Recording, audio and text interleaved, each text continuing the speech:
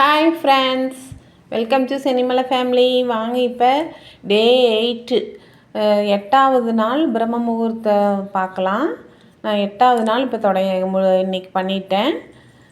இப்போ வந்துட்டு நான் கோலமெல்லாம் போட்டுட்டு வாசல் தெளித்து கோலம் போட்டுட்டு தீபம் வெளியில் ஃபஸ்ட்டு நிலவாசல் தீபமெல்லாம் பருத்திட்டு தீபாதனை காட்டிக்கிறேன். தீபத்துலேயே இன்றைக்கி அதிசயமாக அந்த சுடர் தெரியுது ஃப்ரெண்ட்ஸ். இங்கே இந்த நிலவாசலில் வச்ச தீபத்துலேயும் சுடர் தெரிஞ்சிச்சு, உள்ள பூஜை ரூமுக்குள்ளேயும் சுடர் தெரிஞ்சது ஃப்ரெண்ட்ஸ். எனக்கு பார்க்கவே ரொம்ப சந்தோஷமாக இருந்துச்சு. 7 டேஸாக அப்படி தெரியல, ஆனால் இப்போ இன்றைக்கி வந்துட்டு அந்த சுடர் தெரியுது. அது ரொம்ப சந்தோஷமாக இருந்துச்சு. அப்புறம் வந்துட்டு வெளியிலையெல்லாம் தீபம் பற்றி இதுலேயும் பாருங்கள் ஃப்ரெண்ட்ஸ் தெரிஞ்சிச்சு. அப்புறம் உள்ளே எல்லாம் தீபம் பற்றிட்டு 4:10 ஆயிடுச்சு ஃப்ரெண்ட்ஸ். நம்ம எப்பவும் போல் காமாட்சி விளக்கு பற்றிட்டு அதுக்கப்புறம் பஞ்சபூதம் 5 விளக்குகள் பற்றிக்கலாம். மண் விளக்கு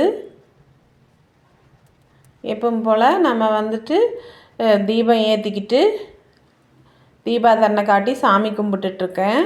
சாமி கும்பிட்டுட்டேன் ஃப்ரெண்ட்ஸ். நீங்கள் வந்துட்டு பிரம்ம முகூர்த்த பூஜை கண்டினியூவாக பண்ணும்போது நம்மளுக்கு திஷ்டி படுமான்னு கேட்குறீங்க. கண்டிப்பாக திஷ்டி படும், தடங்கள் வரும், திஷ்டி படும் ஃப்ரெண்ட்ஸ். எனக்கு திஷ்டி பட்டுச்சு.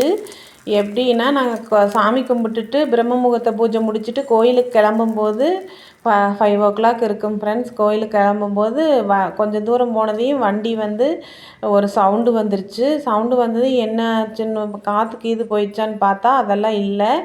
அப்படியே இருந்தாலும் கொஞ்சம் அப்படியே ஓட்டிகிட்டு போயிட்டேன். பார்த்தா பெரிய ஒரு ஆணி ஏறிடுச்சு ஃப்ரெண்ட்ஸ். சென்ட்ரிங் போடுற ஆணி ஏறிடுச்சு. அதுக்கப்புறம் கோயிலில் சாமி கும்பிட்டுட்டு அதுக்கப்புறம் வண்டி எடுக்கும்போது பார்க்குறேன் ஆணி இருந்தது. அப்படியே மெதுவாக வீடு வந்துட்டு ஒர்க் ஷாப்பில் போய் பார்த்தா அந்த ஆணி வந்து அது முருகனோட கருணை தான் ஃப்ரெண்ட்ஸ். ஆணி வந்துட்டு டயரை உள்ளேயெல்லாம் பஞ்சர் பண்ணவே இல்லை, சைடாக போயிடுச்சு. ஆணி குத்தி சைடாக போயிடுச்சு, பஞ்சரே ஆகலை ஃப்ரெண்ட்ஸ். இதுதான் தடங்களாக இருக்குது. நான் அப்போ அந்த தடங்கள் மீறி போயிட்டேன். எத்தனை தடங்கள் வந்தாலும் அதை வந்து நம்ம முறியடித்து போயிட்டே இருக்கணும். அப்போ தான் சக்ஸஸ் கிடைக்கும். தேங்க்ஸ் ஃபார் வாட்சிங்.